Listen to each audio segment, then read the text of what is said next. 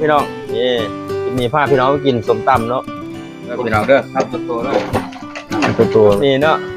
ปิ่งไก่เขาพี่น้อง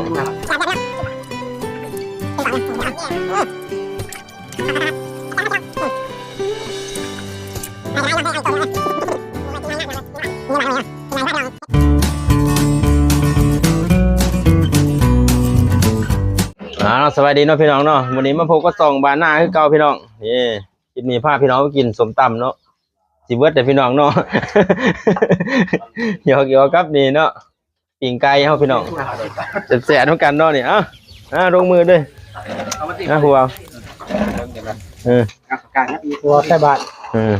งานหัวไทยบาทเนาะมากินตำคุงวันนี้หัวยักษ์อีกหน่อยจานนะได้จ้ะแซ่บพี่น้องเด้อครับตัวเลยตัวนะพี่น้องพุ่งมาเด้อคักยิบปากทำไมที่เจ้าหวานนะพี่น้องกินแบบเบาๆได้เนาะเบาได้เนาะเบาได้คุณแม่เนาะกินก้อนอยากไปยังมาไม่รู้ป่ะปิ่งไก่บ้านเนาะพี่น้องนะผมดูพอดีขอวางแล้วพี่น้องพี่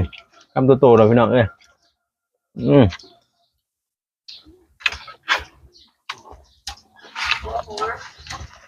ยังหาจับอยู่เห็นเจ้าเมียอยู่กระถูกพี่น้องมาเสียพี่น้องผมปลูกใหม่เลย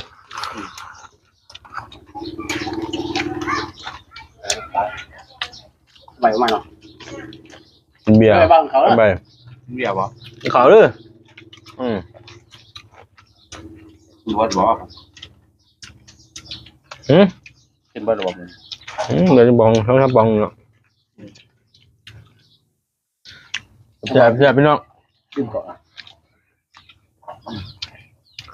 ก่อนเนาะพี่น้องคร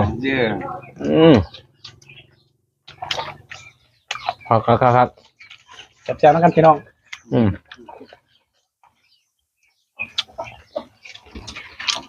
ใครก็ได้เนาะใช่เอาอีกตัวพี่น้องนี่ไปกินไงนะพี่น้องเลยกินในบาทมันกินในบาทเนาะวันนี้เนาะกินมาสิพาพี่น้องเฮ็ดตัวงูจริงพี่น้อง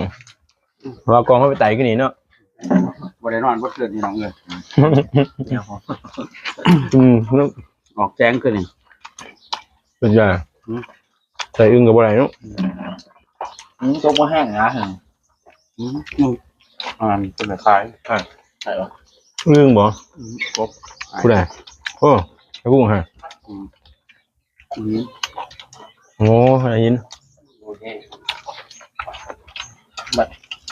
มันใช่เป็นอะไรมันไต่ขึ้นเหรอตัวบ่อยเนี่ยว่าแบบจะขายเรื่องตัวแห้งไว้ป้านออกแม่แพ้ลูกเนี่ยใช่แล้วจะมาเตียงที่ถึงเนาะแซ่บพี่น้อง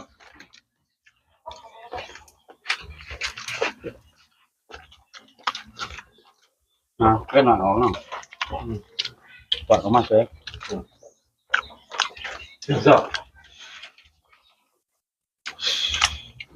ก็แซ่บนะน้องเอาครับพี่น้องครับเจ๊จะบอกเพื่อนเป็นนายปิดนี่แหละ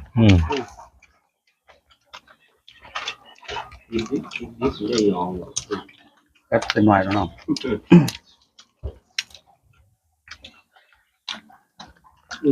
ก็ได้จะพูด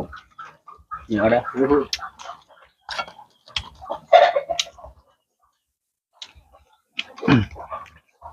พี่น้องเลยทำยังไงเลยพี่น้องพี่น้องก่อนลูกผิวก่อนใช่ไหมเอาจะข้าวอยู่ก็เจ็บ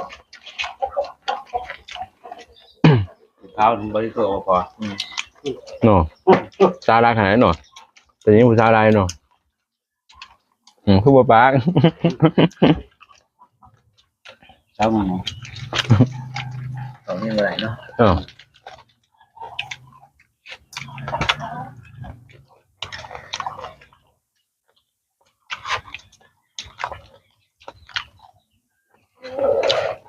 ก็ดีจำ แซ่บพี่น้องเป็นบ่เก่งว่าแบบเว้นแบบยัง เล่นโกรธเสีย บอกมันแจงดีนะ เล่นตัวมึง เห็นเห็นแบบ ยางแบบเล่น แซ่บพี่น้อง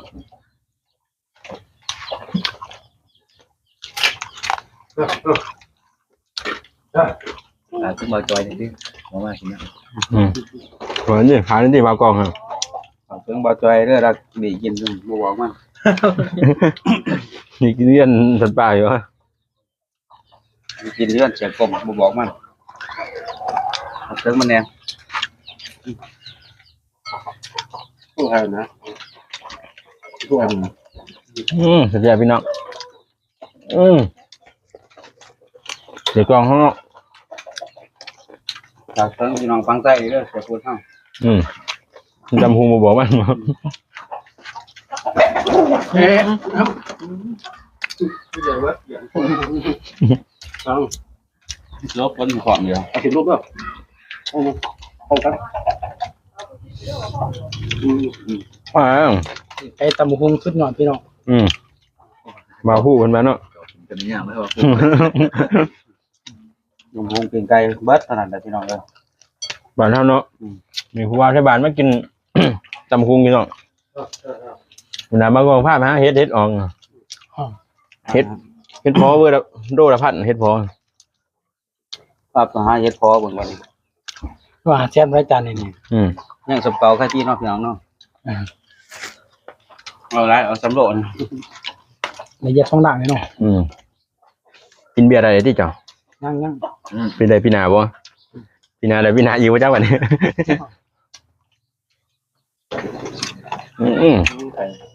ตำรวจมาบางเนาะพี่น้องเนาะการ ยา กินบ่มากินบ่มา กรรมการกินทุกคน กินบ่อยจานข้าวเราซักกันนี่ฮะซักย่ำแห้งดังกินมาบ่ได้ยี่เดียว เบื้องของการเช็ด กินแต่แมว แบบอะไรที่ร่องมือเนาะ เนาะเห็นเดือดเป็นยังไงมาแดง อาจารย์เป็นตะมอนหายนะมึง หายพอดี เดือดเดือดลำเป็นไหนไปได้แค่ อนุญาตให้พี่น้องบ่เห็นตอน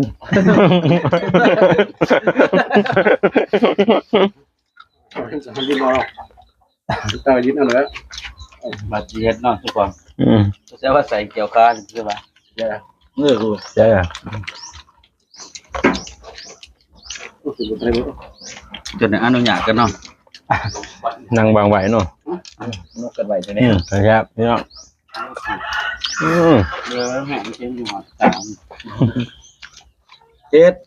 เขียนแทกนะ เกี่ยงแซ่พี่น้องตำหุง ก็หน่อย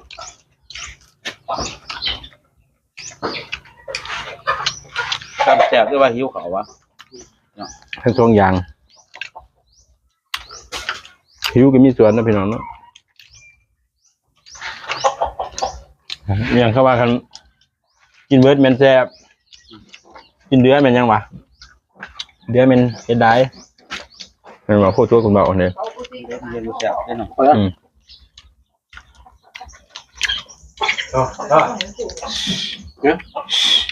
จะต้องเงินที่พูดคนอยู่วะผมคงเสียยังไงยังก็ตัว มอนที่พามาเบิร์ บางแพงขม หน่อยนะกองนี้จะเราหน่อยเบิ่งก่อน เห็นดีล่ะ แซ่บพี่น้องสิเบิร์ดแม่งในยาเถาะ ไปไหม อยู่ที่กาเปียจักตัวเด้เป็นไปที่ว่า กินจอย แซ่บพี่น้องไปที่ที่ว่าเราวิ่งขาไป ไปครับ ดูเป็นตัวหาเลยวิ่งจับกับพวกเขาเลย ปลาก็ว่าเขาบอก เกี่ยงแซ่บพี่น้องเพราะว่าแล้วแต่พัก เดี๋ยวได้บอกเขา อืม สิเลยนะขุ่นก็ครับถ้าไปมีขุ่นจ้ะร้านหนู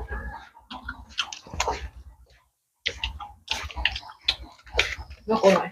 อืมอืมเห็นยากขนาดพี่น้องเลย กัน อืม ไปพูดงานแต่ง ก็หน่อย อืม ลงเลยเมื่อไหร่ขุ่น อืมอืม อันเราจะใช้ เนี่ยแค่ไง โอ้ ตั้งเย็น อืมนะครับขนาดพี่น้องเลย แข็งเลย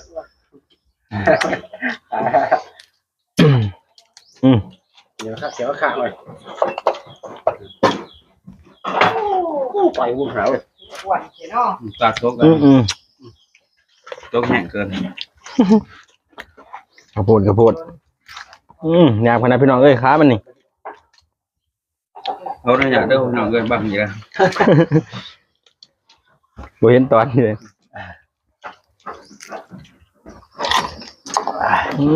จ้ามได้กินข้าไก่อยู่พี่น้อง